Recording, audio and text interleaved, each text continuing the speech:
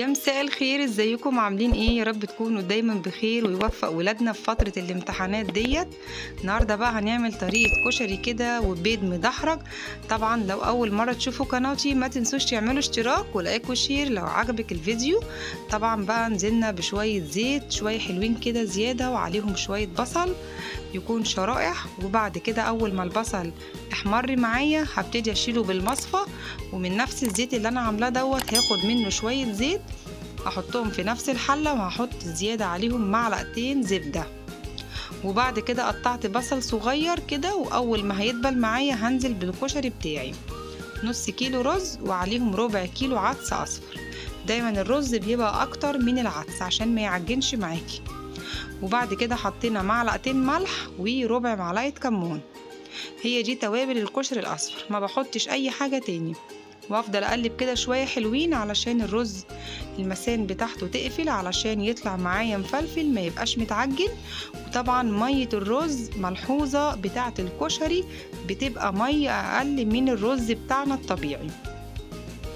كده خلاص، اول ما اتشرب معايا ابتديت ان انا اوطي وحطيت معلقه زبده ويدوبك دقيقتين. واول ما الزبده دي كده طبعا تسيح خالص كده هبتدي اقلب الكشري واغرف. جينا بقى للطومه بتاعتنا كده، يدوبك فيها كمون وفيها ملح. اول ما اصفرت معايا نزلنا بشويه خل، وبعد كده حطينا بقى شفشق الطماطم.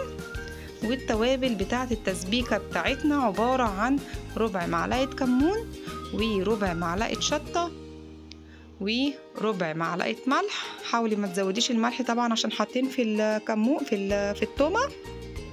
وبعد كده شويه فلفل اسود، وهسيبهم يتسبكوا كده شويه. وطبعا كنا سالقين البيض بتاعنا اللي هو المدحرج. وبعد كده نزلنا بمعلقتين زبده ونزلنا بالبيض بتاعنا. مجرد ما هيتشوح من تحت هنقلبه الناحية التانية، ويبقى كده خلاص البيض المدحرج بتاعنا بقى جاهز. وجبة متكاملة ومغذية جدا وصحية للأطفال، وفي نفس الوقت كمان صحية للناس اللي بيعملوا دايت. طبعا احنا خارجين من العيد تخنانين بسبب الكعك والبسكويت، فياريت بقى نرجع تاني بقى نظبط الأكل بتاعنا. بصي الكشري مفلفل ازاي، تحفة.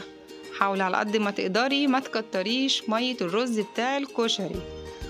كده خلاص الكشري بقى جاهز. وحطينا بقى في السيرفيس دوت شوية بصل، والناحية التانية هنحط البيض المدحرج بتاعنا. والوجبة ديت متكاملة. عاملين بقى جنبيها شوية بتنجان، او ممكن انت تعملي جنبيها شوية سلطة حسب ما انت بتكوني عايزة. ما تنسينيش بالاشتراك وباللايك، بتبسط جدا لما بتعملي الاشتراك ولايك.